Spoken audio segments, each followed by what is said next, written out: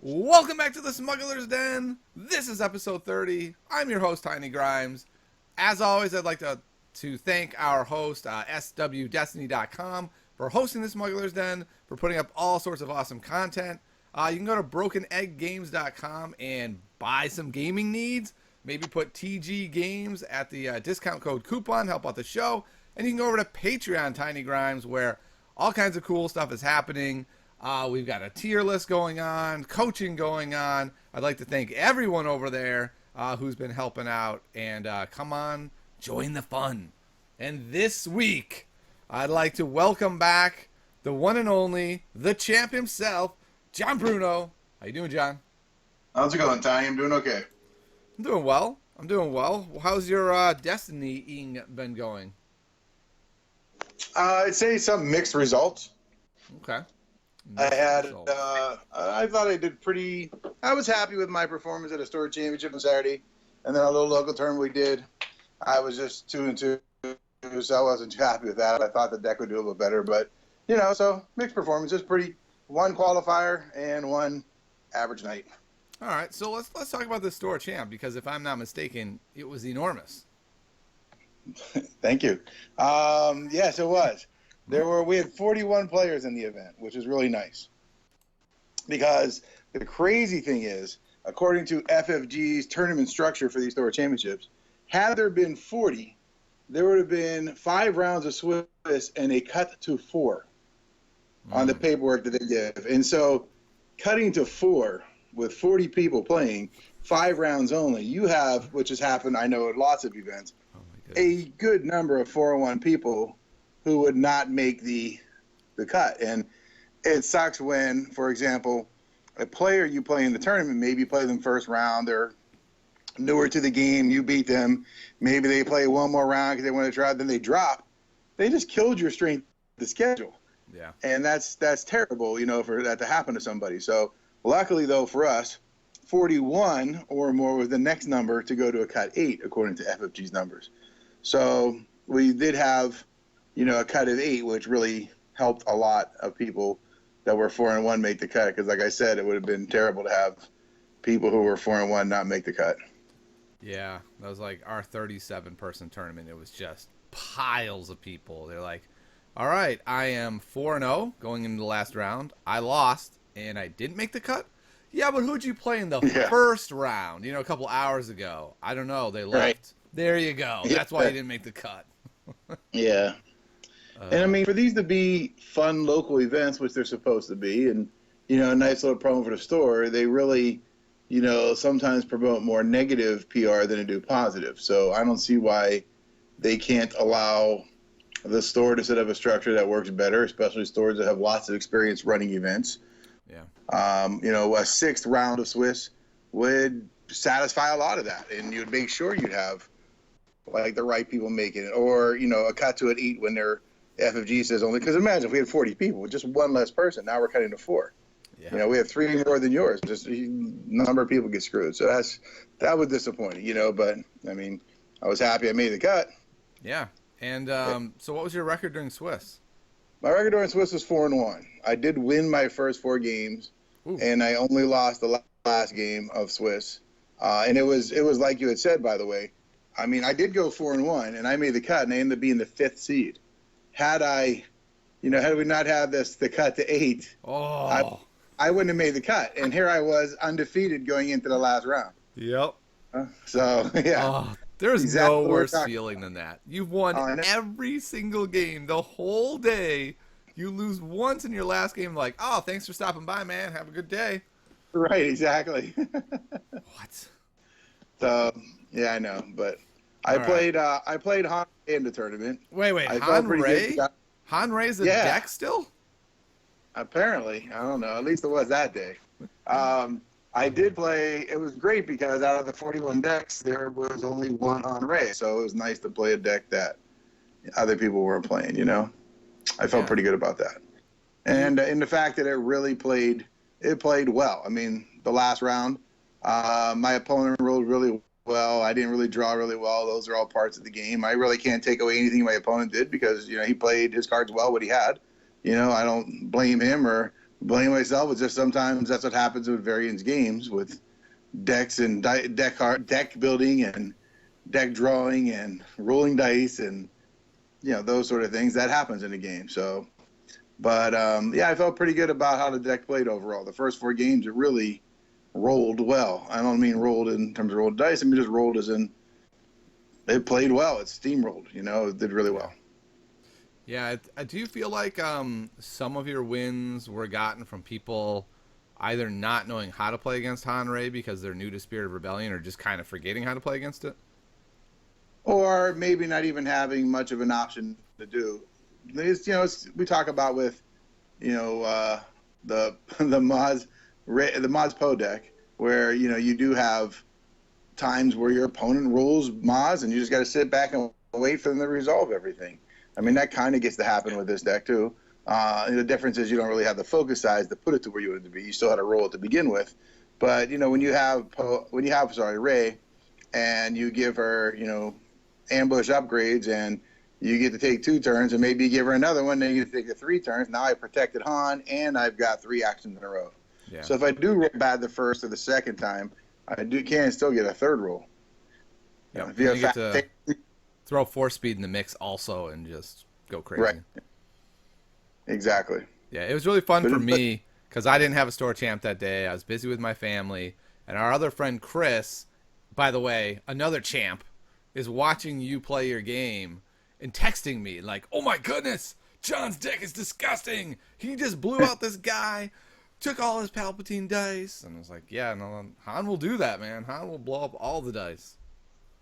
Yeah, and it's great because if you can, and when you get fast hands on him, another silly card, especially you roll him out first, you get to be the first player, and you get a chance to roll before your opponent can actually play anything, and you can get them to play a disrupt, Honda's disrupt, and you get nothing. It's great. You just really wreck them. Yeah. Was that JB Flans calling, wanting his job back? I think he's knocking on my door. 1 second. I gotta get the door. Oh, man. Well, it sounds like the deck did well. I'm happy to hear it. I know we talked about it going in that we both kind of thought, like, Han-Ray's not dead. Like, Han-Ray does crazy stuff. It's amazing.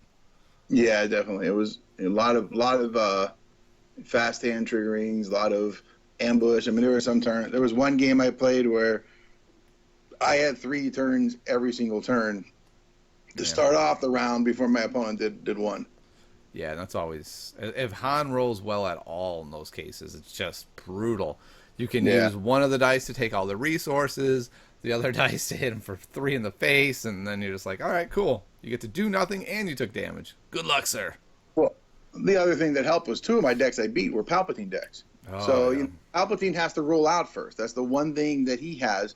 Yep. I mean, you might get a force speed on him and get a couple upcoming actions, but he doesn't have that initial cheat to be able to resolve one of his dice because he doesn't have fast hands or some other card that lets him to cheat that first action after he activates. I gotta say this. That's not true at your event, because at your event, several people were running Palpatine 1 die plus a yellow character. Yeah, 2 people did. 2 people played at our event. 1 die Palpatine and 1 die Tusken Raider, and 8 people played Palpatine. Do you know how those 2 did that played the Tusken Raider? Did they even go 3 and 2, or were they both 2 and 3 and under? I don't know the record, but I know neither one made the cut. Okay. But I can't imagine that deck being good, but it'd be crazy to see. Go ahead. Yeah, I can understand it for the fast hands, but yeah. But anyway, so against Palpatine, the best plays, of course, are when you get a chance to, Palpatine rolls his stuff out, and then you have your ambush actions with Rey. You get your 2 turns afterwards. Maybe your first turn is to roll her out. Your second turn is negotiate. You roll her out first turn. Then you play Loth Cat and Mouse. You get to play Electrostrike. There's just so many things you get to do now that you didn't have initially before. I mean, obviously you could have played the Electroshock before, but with Infamous too, you can make some of those yellow cards like Loth Cat and Electroshock ambush, and you still get to do more things. Even the DL Heavy Blaster is a great play too. Yeah. Infamous plus removal is so mean against Palpatine. I feel like that deck is the Palpatine killer. Because also throwing in the shields, it's really hard for Palpatine to even do damage. So I guess the question is, Right. what deck beat you then in the Swiss?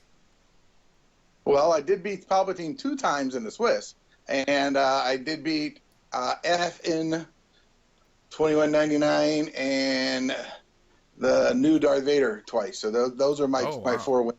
Okay. Yeah, those are my 4 wins. The one I lost to was a Rey Luke deck. You know, obviously it has some cheats for the rerolls with force speeds, and you just basically roll Luke until he gets all the 3s, and with a vibro knife, those shields don't mean anything. Yeah, for sure. And so then you go into the cut, and I take it you must have lost in the first round if you said you made the top 8 and not the top 4. So what got you, John? What got you in the cut? What got me in the cut was what I easily handled 2 times in the Swiss. And that's the way it always works, isn't it? I lost to a Palpatine. No, the Palpatine killer lost to Palpatine? I know. Isn't that crazy? Sad. I mean, here's the thing. I think that the one mistake I think I made, I think I should have, like, I did win a die roll, and I do love my battlefield, which lets me obviously recur my upgrades over and over again. But I should have taken his battlefield to have the 2 shields to start off with already, because I do have new orders in the deck, and I can at some point switch to that when I need to. But just to start off the 2 shields initially, because what ended up happening in the first 3 turns, I had 1 card with ambush. I drew 1 upgrade in the first 3 turns. I had lots of dice mitigation, but not ones that helped him. Like I'm sitting here with the deflect. Yeah. When he's not pulling the damage sides on Palpatine. I'm sitting there with what else did I have? Oh, electroshock. When he did actually have the 3 damage side on Palpatine. Of course. Then I had some other plays like negotiate, but I had already lost my money because he played abandon all hope, which is a really smart play. Yeah. He played it 2 turns in a row. And what do? You lose your money, then you don't have the cards to re-roll. You toss your cards, then your money's no good for nothing. What, you just build it up for the next turn? But he did play abandon I'll help you again next turn. Yeah, second and third turn. Yeah. So it really limited what I could do. Oh wow, that's brutal. And I only saw 1 ambush card the whole game, 1 upgrade, and by third turn you're pretty much fried from Palpatine. So. Yeah. Wow. Yeah. That was a smart play by him. Yeah, Abandon Hope was a really good play. He played it well. He played the game. He played his character really well. He played the deck well. All right, so you made top 8 with Han Rey. We're going to revisit Han Rey a little later today. We're going to talk about some outsider decks and go into some detail in them. So I guess we'll turn to our local event because that's all I got to play, and I didn't get to go to that store champ. I was really sad, but I went to a local event with John. I did end up taking first, going 4-0 with my Unkar Trooper 9s deck. I think it's a really good deck, but to be perfectly honest, dodged Pol Maz. Only one guy brought Pol Maz. I didn't play him, and the deck's pretty weak to Pol Maz, so I'm a little worried. But other than that, the deck has good matchups, and it performed well in the day. That's great. I mean, I thought you played that deck really well. It's a really, really fun deck. About, how long ago was it now? 3 weeks ago, I played the Unkar Trooper, Death Trooper deck at KubaCon, nice gaming convention up in San Francisco Bay Area. I made the finals with that deck. And then I switched to the FN2, and it's just so much more fun with him in it. So, you're playing it with stuff that I wasn't even playing in mine. And it's funny, the cool thing is you get to play even cards you would admit you never play in another deck. Okay. you can play them in this deck, and it's a lot of fun. So, yeah. I've realized I've run into a problem, and this is the same problem I ran into Awakenings, John. And when it comes to card games, I try not to fall in love, John. I try not to fall in love, because then it leads you into blindness and bad places, and you don't abandon the deck soon enough. And I got to admit, like with Kylo Dooku last set, I have fallen in love with Unkar 9's Trooper.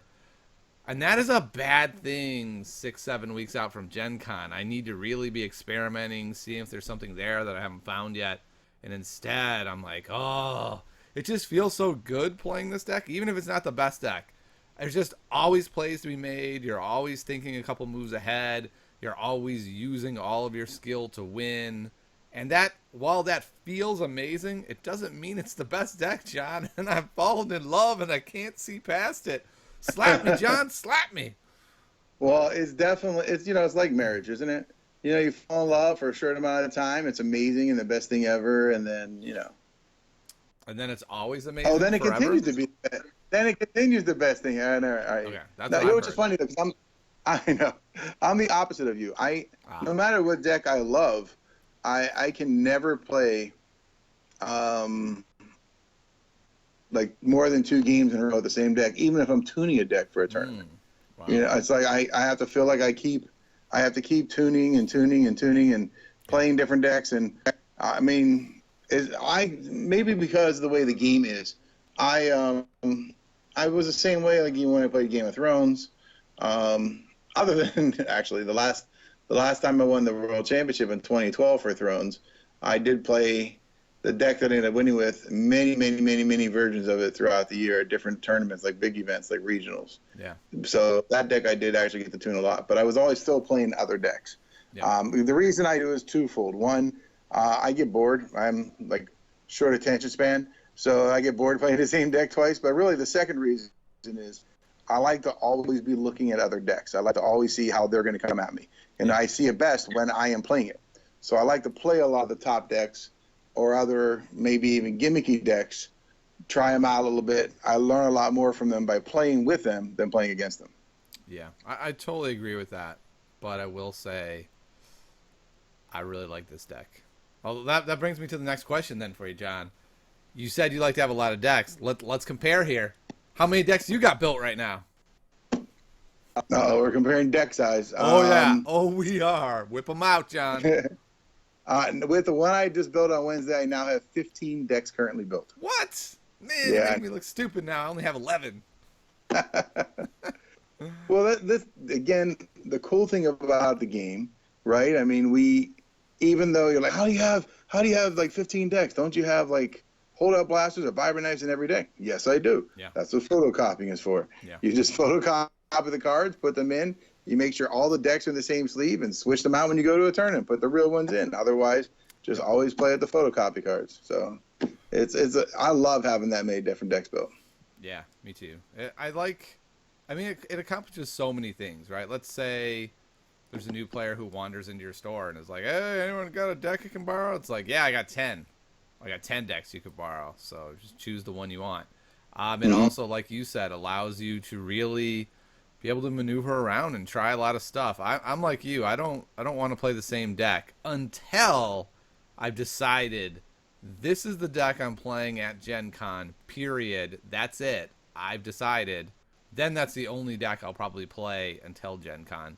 But that won't happen until about 2 to 3 weeks before a major event. I'll be looking and searching until that event comes around. Yep. Yeah. I think it's still too early to settle on a deck. You have I agree. 2 months, before Gen Con. Yeah. Even look at last year. I mean, last year. Look at Worlds. I mean, there were a lot of people who initially were, hey, Jango Veer is the best deck, just months before. Yeah. Say January. I mean, that was like everyone thought that was one of the best decks. And, it was still a solid deck. Then it evolved into Jango and a couple different, iterations of the deck, whether you're using troopers or not or whatever. And even Jango Bala. And Jango had so many variations of it.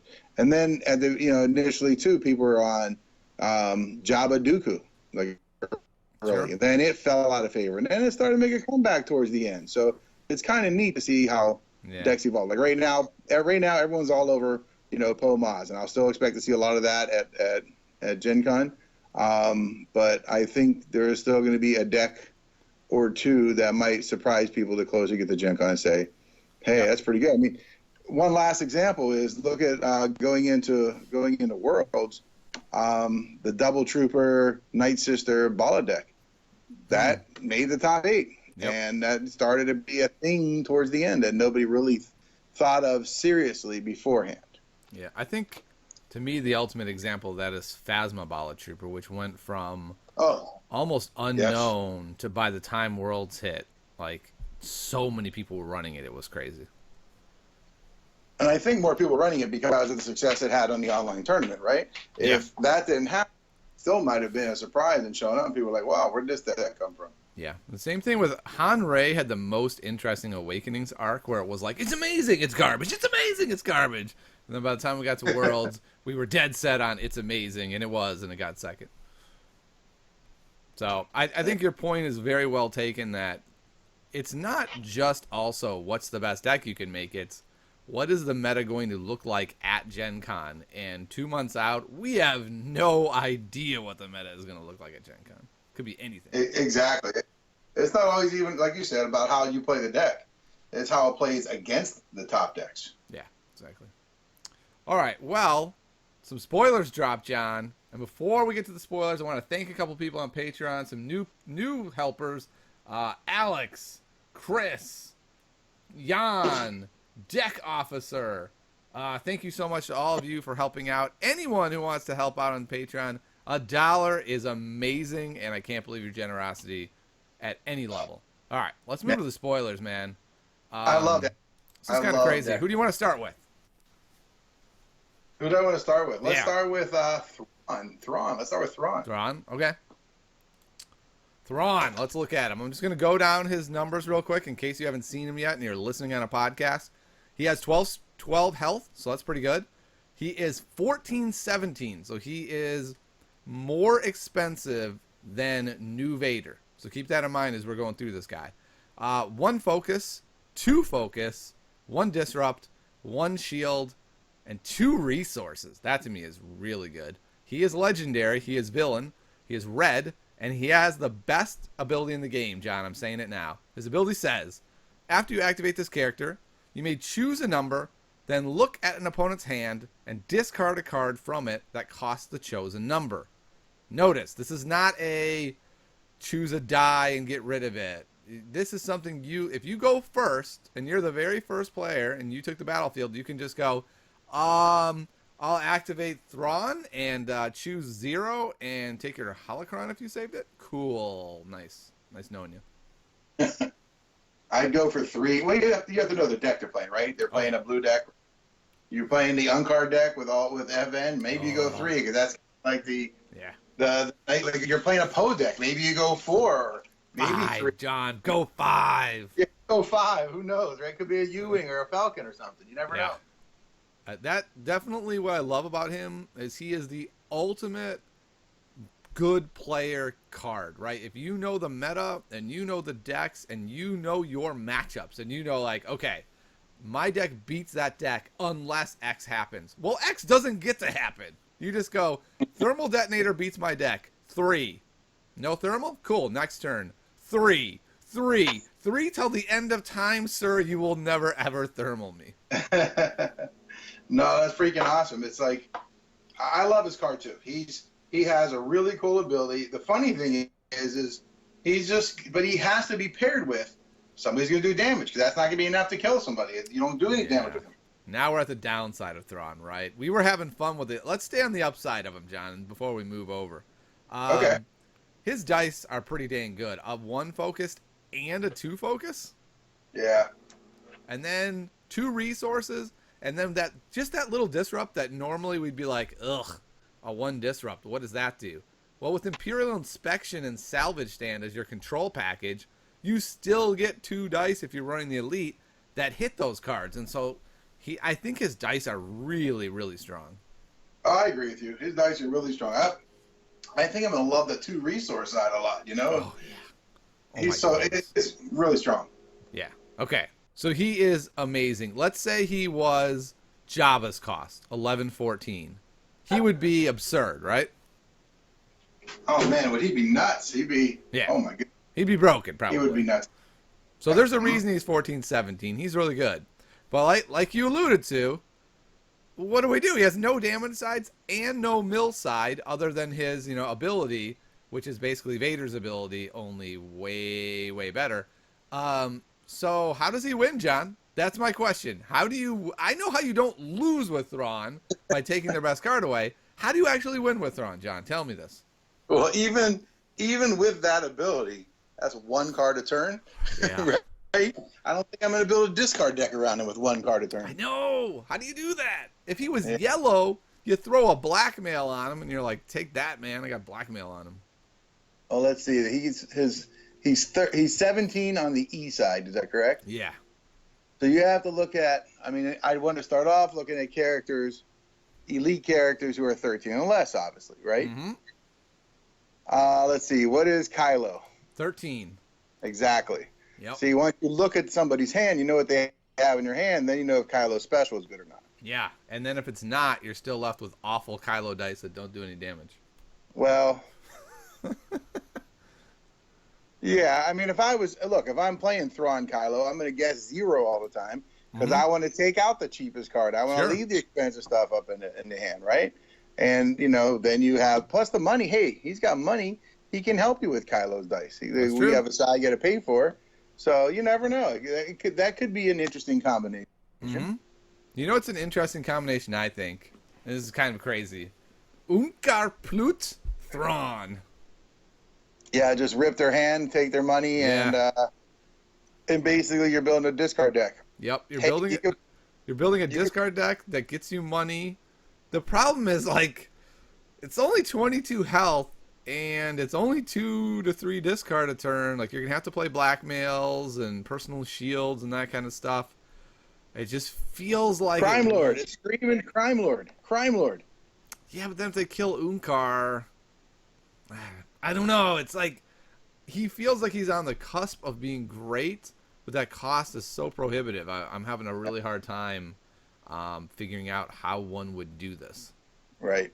You know where it could work really amazingly well is if you could go 1 die Thrawn, FN, that is 24, and a 6 cost guy. We don't have a 6 cost guy, John, so that wrecks everything. That is true. Okay. Someone threw out double Guavian Enforcer. My bad, John. No face for all of those John Bruno fans.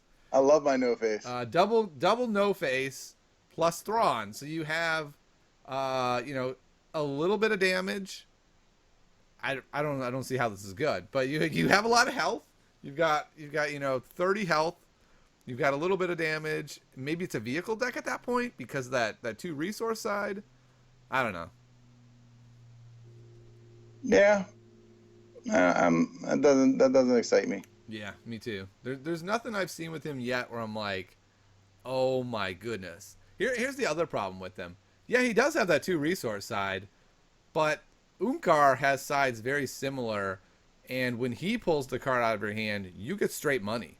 So, like, he combos a little bit better with expensive stuff. You don't have to roll the discard side. You're still hitting money generally, depending on your opponent's deck. So, I don't know what to say. I mean, you could play Elite 9's Elite Thrawn, but then you're red only, John. I don't know if you can play 9's red only. That sounds like a pretty bad deck. Yeah, I don't want to play red only with 9s. It really limits you what you can do. I mean, you still got.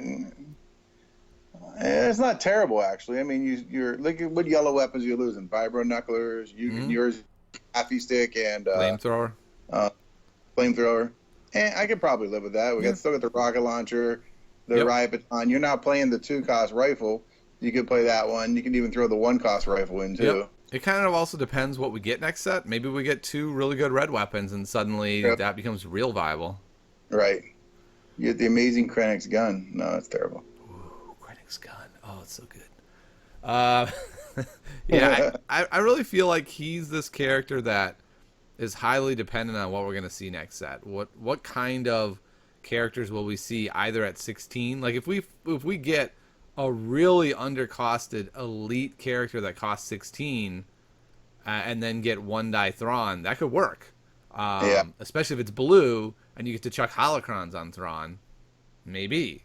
Maybe then he's like a Tusken Raider kind of scenario where you're like, yeah, he doesn't usually do a lot of damage, but he's got 2 mind probes on him and it's late game, and that's kind of disgusting. Yeah, exactly. Right. So one thing you could do though, John, you could do single die regular Vader, single die Thrawn. Did I tempt you at all? There's 2 discards right there just from activations. That tempts me a little bit more. Yeah. You don't really need to with Thrawn's dice. Yeah, exactly. I All think right. we got it, man. There's the deck. There you go. Now you got me excited. Most expensive deck in the galaxy. Yeah. So his bottom line is, I don't know with Thrawn. Theoretically, I love him. Like if I'm not looking at his cost, he's the most exciting card we've had in a long time. And then when I look at his cost, I'm like, oh, geez, that's a lot. That's a lot for a dude that neither damages nor mills. So we'll see. And it's such a cool ability. It really is. Like this, I really think this is the strongest ability in the game, to really reward that smart player who's really done their homework and knows all their matchups and knows what cards beat them. This just is amazing. You know what you could do? Oh my goodness. Is there a 13 cost unique red card that you could pair with him to do leadership, to do his ability twice? That would be pretty cool. Oh my goodness. There is. Nines. Oh my goodness. Nines doesn't need to activate anyway. John. Is it Nines Thrawn? Is that the new meta? Let's hope so. I don't think so, but boy, that would be exciting. All right, let's move on to the less exciting, unfortunately. Let's go all the way down to Ezra, since he's sort of the least exciting. He's actually the most exciting card that we saw in one way. So here's the way he's the most exciting, John. He's a 7/10 hero. We have not had a 7, and we sure as heck haven't had a 10. That's true. All right, so let's move on to the rest of him. He is 7 health. His sides are 1 ranged, plus 2 ranged, 1 disrupt, 1 resource, and a special. One of the coolest specials in the game that's completely irrelevant. I love a special. Take 1 resource from an opponent. And his last bit of text is, you may play blue upgrades on this character, ignoring play restrictions. So let's start with his special. This special sounds like the coolest special in the game. You roll the special, it's a 2 net for you. You gain 1, they lose a resource. Resources are precious in this game. That is amazing, but John, why is that special not that great? Why is it not that great? Yeah. Well, you still have to roll it out, sitting there on the board. They see it, they can use their money. Exactly. What the special actually says is, special, when rolled, make your opponent spend their money. Yeah, it's kind of like when you roll a disrupt anyway. You roll 2 disrupt, they got 2 money. Right. They're almost certainly going to spend their money. Yeah, so it's cool. Like, it makes them spend their money. Maybe now they don't have their removal, and that's fine. But what it is not is take a resource from your opponent, which would be really strong. That would be a very strong special. Yeah. I think, though, you're going to find that even when you have those 2 disrupt sides, there are times they skip and they still do something else. Maybe they really don't have something to do with the money. Yeah. It is telling play within their hand, right? If they're not doing something, like you roll that die out, and they spend that money, like say they spend 1 of the 2, or they don't spend the 2 at all. I mean, it's a telling play in terms of what they have in their hand. Yep. So, you know. It's possible. I just feel like this is even more brutal than Disrupt. Like, they're going to spend that dollar if they possibly can. But Ezra with fast hands. Fast hands, Ezra! Then you're at the 1 and 6. But, yeah, if you hit it, it's nice. But he's cool. 7/10 means a lot, right? Like, Stormtrooper does not see play because he has the best dice in the game. Stormtrooper sees play because he costs 7, and it allows you to do a lot of things that you could not normally do. Right. So that's really exciting. The fact that he's unique is kind of annoying. Like, you can't do the double 7, but that's okay.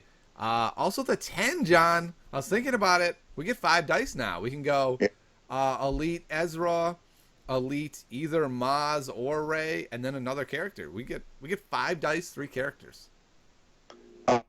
Elite Maz Rey, and then the other one could be the Maz Rey.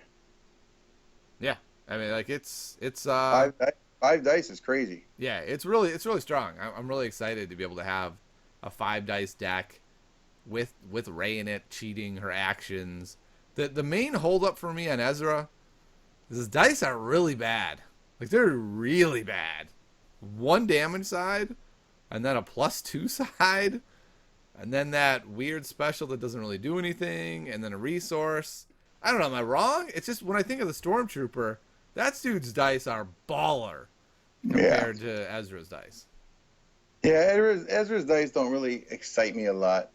I'll tell you something. You know what else I hate about the card? I don't like the art on the card. The art is awful. The art's terrible. That's not Ezra. I don't know who that dude is, but that is not Ezra. Who is this 40-year-old man pretending to be Ezra? I don't get it. It's like the artist never seen Star Wars Rebels, and they just kind of described him. Well, they're like, he's kind of a first scammer. of all, right, it's Ezra with the longer hair. Yep. So he's yellow. I could see at some point they'll make an Ezra that's going to be blue, who has, force ability. Yeah. He'll have the short haircut. He'll look, But this Ezra, even the quote card says, "Hey, a kid's got to eat." That doesn't look like a kid to me. Hey, a 40-year-old kid's got to eat, man. He looks like older than every single person on the Phoenix Squad. I don't get it. It's like, who is that guy? Yeah, hair's like, I can never have this. We really need to take in this young man who's 40 and bring him on our crew.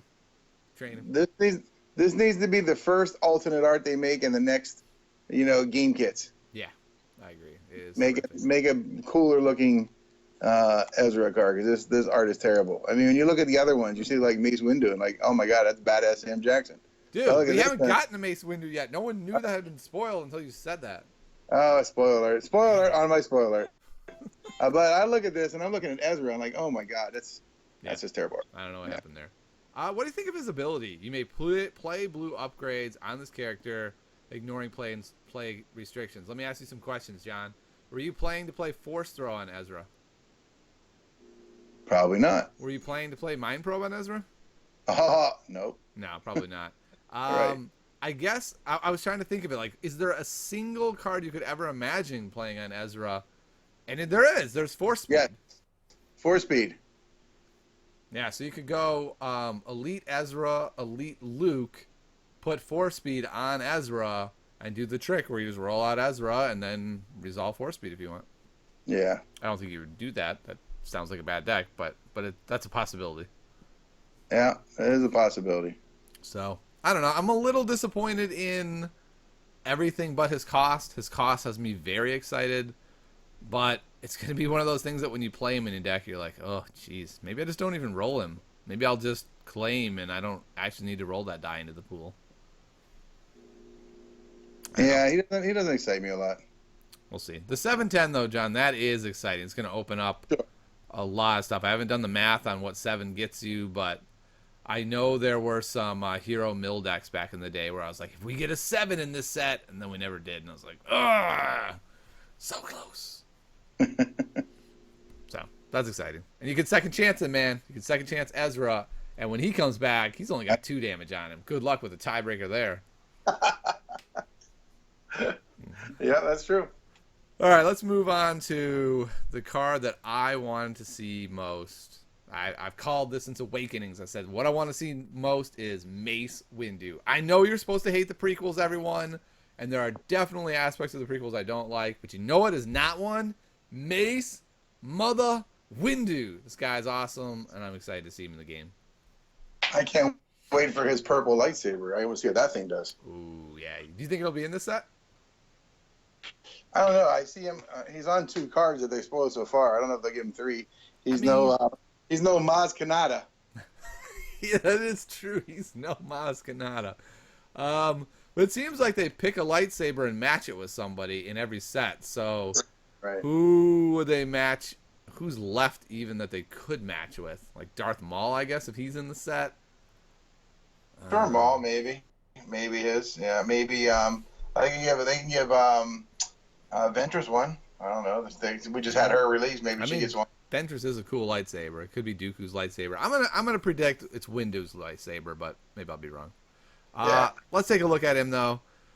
We're gonna start at the bad place first. He is 1622 cost. So this dude, more than Vader. He's more than Vader. He's more than. He's a little pricey. A little pricey, yeah. So let's look at the good part of him though. He's 12 health. That's not bad. His dice sides are the best in the game. 2 damage, 2 damage, 4 damage for a money, shield, and a resource. When I say best in the game, not by number, but just by the the magnitude of them. Having a 4 on a guy is kind of nutso. His ability is the splashiest in the game, I think. Remove this die to defeat a character with 2 health or less. I mean, that's kind of nuts. You're like, okay, that guy's at 2 with 3 shields, an armor plating, and a Force Illusion on him. He did! I love that. I love that ability. That ability is really cool. I mean, all right, let's start there. Just think about it. You got a stormtrooper sitting there with like 2. He's just sitting there biting the hell out of you. Pluck him off, and then you still get to do something else and kill somebody else with the other sides. That's true. Yeah. But it is remove this die to defeat a character.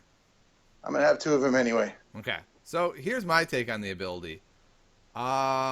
It's one of the worst in the game. Yes. Am I crazy?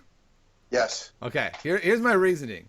It is an ability that is almost always turned off.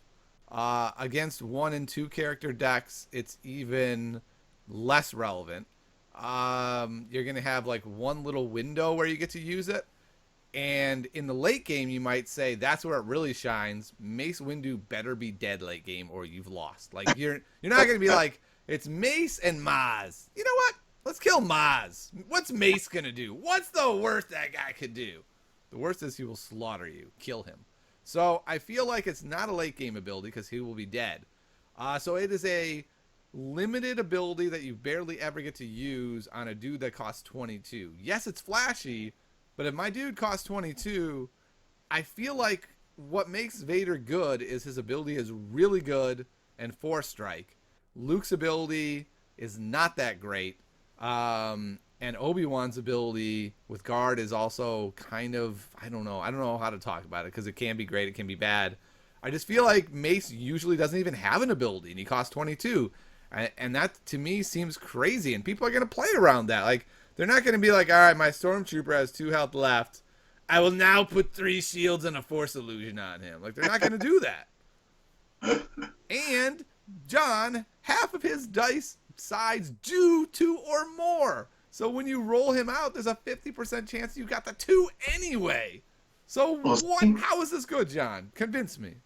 You just went from 50% to 67%. Actually, you'd go to, if you only need 2 damage, you know whatever you roll from him kills. It's 100%. Yeah, exactly. Yeah. So I don't know, John. I just feel like if it was 3, sure. If it was remove this die to do 2 damage. I don't know, there's like, it just feels like it needs to be an ability that's always active. It can't just be this, everything works out perfectly, now I get to use this ability.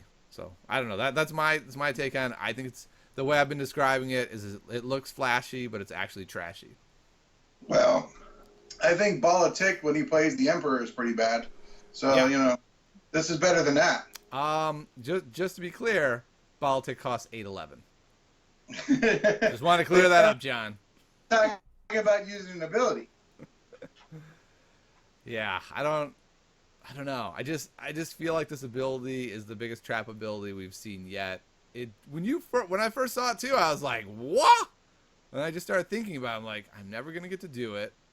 When I do it, it's gonna feel amazing though. Like Qui-Gon has 2 left, and then you do this, and they're just, well, I don't know what I'm supposed to do now. Qui-Gon's dead. Well, I'll wait till I play it against you, then you can tell me what you think. I like that, John. I like that. You know what? This ability is going to be a lot better with is other things that do unblockable to get you there, right? So, for instance, if there is a backup muscle for light side next time in set 3, that would help a lot with Windu, right? Willpower suddenly becomes really good to be able to go. Let's say they did have a backup muscle, and you could go like backup muscle, willpower, mace die, you're dead. And they're like, I don't understand what happened. I had 3 shields and a lot of health, and now I'm dead. That's kind of crazy. So, well, it still works with Vibro Knife. It can still get you down a little bit. Yep. You know, potentially kill them, and you know, within that 2 range, just being able. I mean, we both played games where you've come within 1 or 2 damage of killing a character for a turn, and you figure to get the next turn, and you never do, and that ends up costing you a game. Yep, that's true. But it's a nice turn finisher for a character, you know, so you don't have to deal with him the very next turn. Yeah, and that is true. I definitely think this ability will have moments where it's great. I just keep coming back to, if I'm spending 22 on a dude, he needs to have an ability that's always online. Like, he just has to. Yeah, So I, that's my issue. I can agree with you on that. If this was on a guy who was 10, 13 or something, I'd say this is a great ability. Like, I might play that guy just for the ability. So, Yeah, 22 is a lot. 22 is definitely a lot. yeah, it's going to be interesting to figure out, like, people, we're already talking about, like, what's a better character suite? Is it better to go Elite Luke single die Ray or Elite Mace single die Maz with fast hands? Yeah, and don't forget, we still don't know. There's still characters that are going to be coming out in the next set. We don't know if they are any good or not. Yeah, there may be. Somebody may pair with him pretty well. Exactly, and that's the thing. If there's another amazing 8-coster, then he may be awesome. Those sides, though, John, they're really good. Those sides are really good. I mean, half his sides are doing crazy good damage right away. And it's not even modifiers. It's so good. I mean, and that really lets you put in modified dice with him, right? Being able to put stuff that's pluses on him, you're like, that's fine. Like a Lure of Power with him. Oh my goodness! Imagine if Lure of Power could go on Mace. It'd be crazy. Well, even the Makashi training, which I'm not a fan of, that's true. Yep, that'll be good on him. I think he'll be a good pairing for Makashi. So we'll see. I'm hopeful that Mace is going to be great. I love Mace, but I'm a little wary at 22. I mean, name a 20-plus character that is good whose name is not Darth Vader. The Emperor? Well, okay. But the Emperor is a whole nother category. But yes, that's true. I answered your question. You did. You did answer my question. Boy, I look stupid for asking it. All right, let's move on from Mace. Master of the Council. Okay, we're just going to go through this card. 4 cost, upgrade, title, blue, hero. It's got Mace Windu on it, looking very serious. Very serious Mace Windu. Sides are +3 melee, +4 melee, 2 shields, 2 resources, special, blue character only. Special is exhaust this upgrade, spend 2 resources, to ready a character. Holy Toledo. Imagine getting this turn 2 on Luke with 2 lightsabers, and then the rest of the game you're spending 2 to ready him and just winning the game outright. I'm going to play it on Ezra. You play it on Ezra. And you can do that, John. Ezra can take this card. All right. So I want to start here, John. Name a 4-cost upgrade that is great. One with the Force. Okay. Yep. One with the Force, but mainly because of its ability, right? You wait to play this until a dude is about to die generally, and then that's why it's great. Okay, so that's a good answer. One with the Force is really good because it doesn't go away. Is there another 4-cost upgrade that you're usually excited to play? Bowcaster? No. No, there isn't. Yeah, the only one for me I really can't think. Is Crime Lord, but that's in a Sure. very specific deck, right? Because Crime Lord literally wins the game for you single-handedly, you can build a whole deck around it and make it a Crime Lord deck. I don't think you can do that with Master of the Council. I don't think you can say, played Master of the Council, you're pretty much dead now. What you gonna do? Well, also in the Crime Lord deck, you are working towards generating money, so that 4 cost doesn't seem that prohibitive. Right, because it is your win condition, whereas this is just a good card. Yep. Yeah, so that's my problem with it. I look at it, I'm like, okay, so I won't be playing this early, right, because I won't have 4 resources. So this is more like the soonest would be turn 2, like play a Vibro Knife turn 1, overwrite it with a Master of the Council. But I feel like if you do that turn 2, you've basically said, come kill this guy now. Just kill them. Because that's a lot of resources, and then they will. Yeah, it's you know what? I would play it in a deck. I mean, a 4 cost. I mean, you're just upwriting it for 2. You know, it's such an amazing damage card. It's tough to play. Sort of. This is my problem with the card. Let's go to the scenario where it seems like it's going to have the most value. We'll say you're running like Luke Ray. Luke dies mid-game. He's done quite a bit of damage. We'll say a lightsaber goes over to Ray. So she's got a 4-speed, a force throw, and a lightsaber. And you get to overwrite with Master of the Council. Let's say you overwrite the lightsaber. Then you roll out Ray. She only has one non-modified side. Right. And so now you roll Master of the Council and you roll the +4, the +2 on Ray, and a force throw, whatever. And you're looking at it and you're like, okay. I mean, I can spend 2 money to re-roll her and do the same thing, but is that worth it? So it just feels like you have to, if you're going to do it with Ray, you have to have Vibro Knife or something like that. And you might say, well, why are you saying Ray? Well, it's because that's the character that's alive still. They're not going to kill Ray and leave Luke. Yeah, if you could put this on Luke late game, that would be insane. What about the Qui-Gon Ray deck? Played it in there. See, I like it because it works well with Qui-Gon. Oh, it works great with Qui-Gon. Right, and you have if you can get this 4-cost upgrade on somebody, then when you need to play one with the Force, you just drop it on for free. Okay. So it sounds like what you're saying is you want to play this more mid-game and then almost use it as a lure and then be able to go one with the Force on top of it. Yeah, that sounds reasonable. It sounds kind of reasonable. The only problem with that is you are saying that by the mid-game you want to have seen both Master of the Council and one with the Force, which you might, but if you don't, then what are you doing? Are you sitting on your 4 costs? Are you ditching it for a reroll? Are you throwing it on anyway, hoping you get one with the Force and then losing 4 resources? I don't know. I'm not saying it's wrong. I'm just saying these seem to be the problems with the card. Yeah, I don't know. Something I'd definitely try it out and see if I liked it or not. But I definitely give it a shot in that deck. Yeah, I agree with you 100%. This will be a card that if we can make this card work, this card is going to be one of the best closer cards in the game.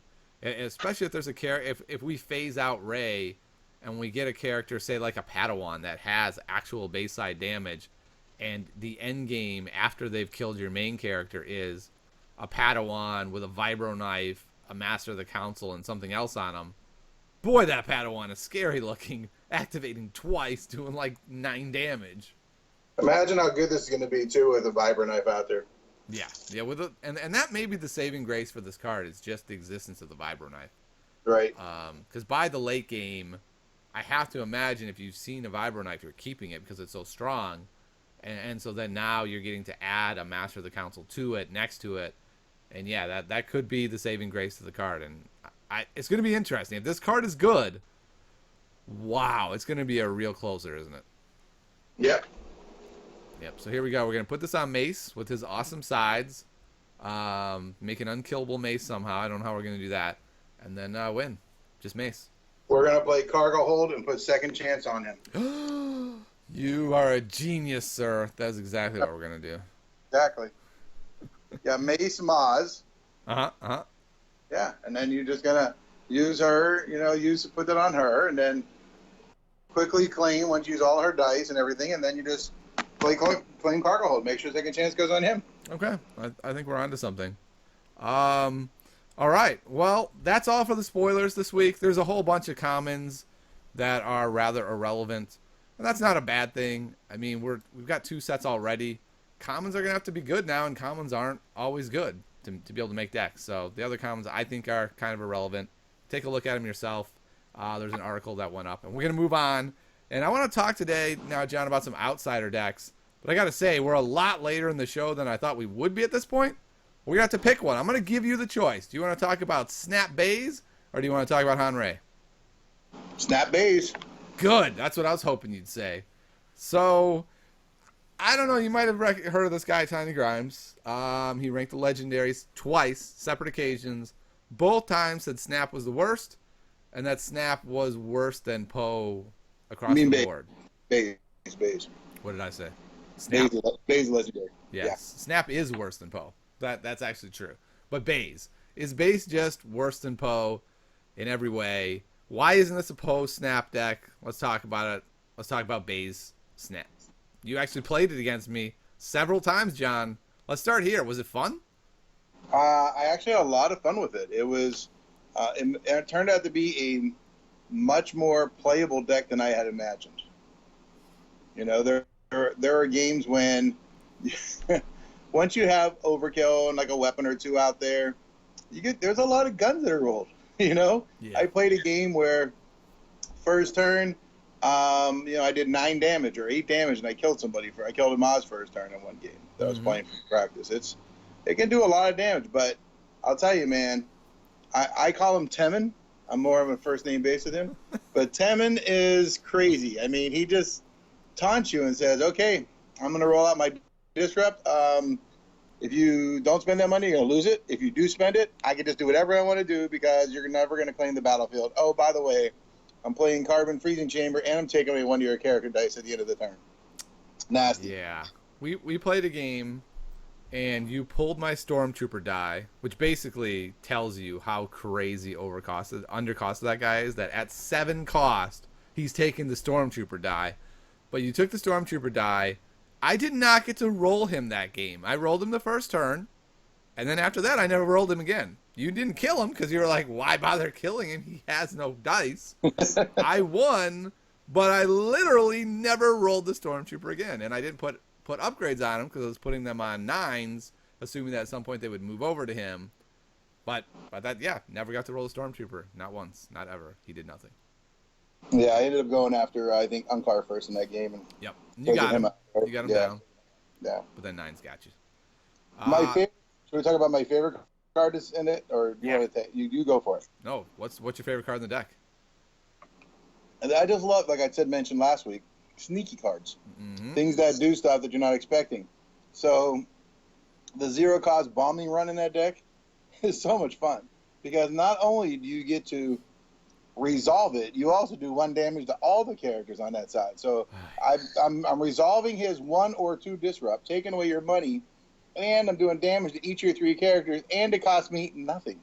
Yeah. It was free. And it was something you wanted to do anyway, right? Like you were going right to play your disrupt, and then you got to do 3 damage also.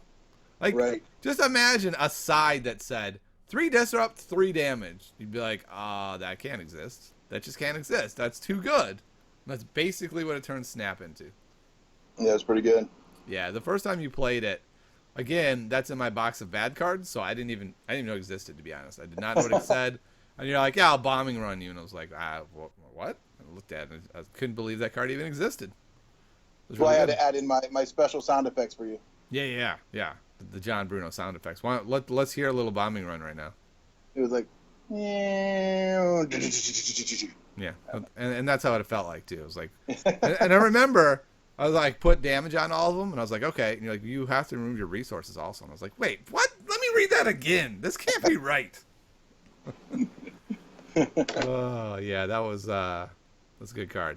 Also, of course, It's a Trap is just really good in that deck.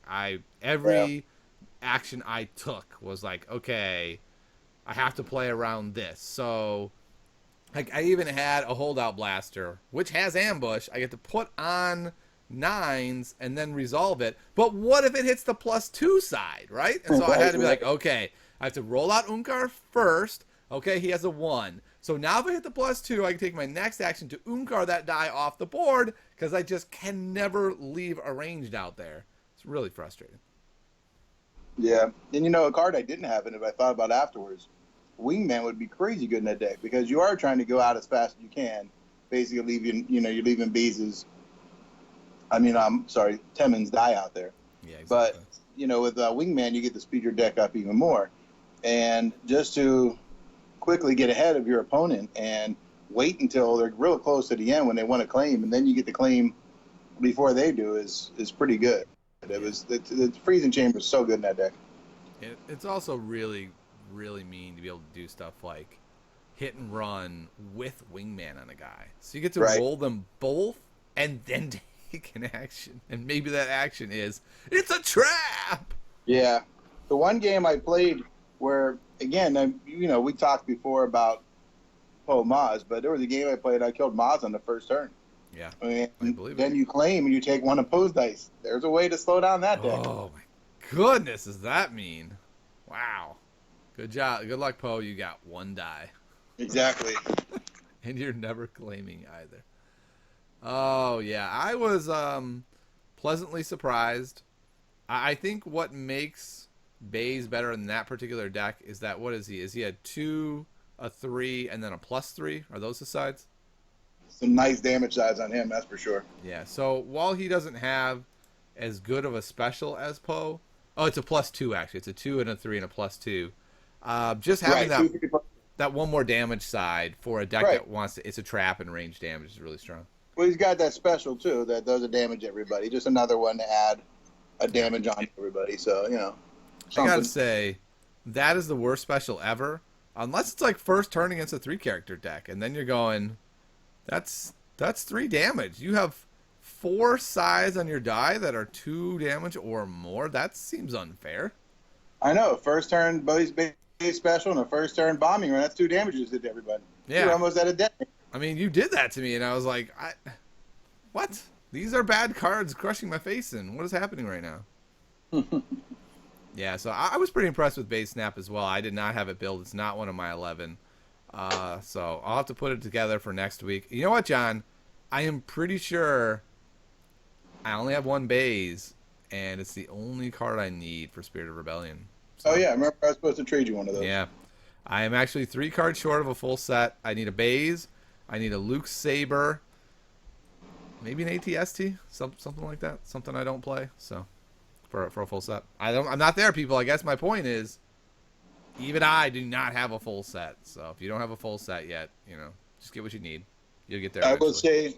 will say there are many of your listeners and followers that would say that Tiny Grimes never plays with a full set. Well, John, it's been great having you. We're about to have a disconnect here, quite suddenly. All right. Is there anything else you want to say about Baze Snap? We don't have quite the time. I thought we were going to dedicate to this deck. I don't have a lot I want to say about it other than it plays the regular red weapons. It plays the cool cards like Hit and Run. It's a trap and does a whole pile of damage to your face while you cannot claim. Well, one of the things I would say, and this is real quick here, is that, again, so many people get locked in on a certain types of decks. You have to open up your perspectives there a little bit. Try other decks. I mean, you never know. A deck might surprise you. You're going to play a deck, and it's going to suck. And I just wanted to try this one out because a friend asked me to build it for them so they could play it at the tournament. So I built it and played it, and it surprised me. So you should really try more decks than you wouldn't expect. You might find something that works. Yeah, I can agree with that. If you were playing in a store championship this week, would you play Baze Snap? Well, if I was one of those people who felt like they had to get dirty and scummy to win this championship already, and decided to, go to the dark side and play Maz and get a championship with that way, then since I already had a title and I was playing to win a title in the first place, not to actually show I had any skill, then I would probably take this deck because it's going to require some skill and some gameplay to win with this deck. So that's what I would do. But since I don't already have one, I probably wouldn't play this one in the store championship. But if I had a friend, I would suggest that to them. I feel like you're trying to set me up for disaster because I am going to store championship this weekend. I do have a win already. Ooh. And I can tell you unequivocally, I'm not playing Baze Snap. What did you win with? I can't remember. Some high skill deck. I don't remember. Oh, what it sure. was. Okay, gotcha. Yeah. I always lose. I lose track of. I have a lot of trophies around here. I can't remember all the decks that I won with them. I honestly, this deck was a lot of fun. Do I think it can do well and win a store championship? Potentially. I want to fool around with it a little bit more, right? You definitely have a chance to play Dug In. You get your field medics. You get a chance for some healing.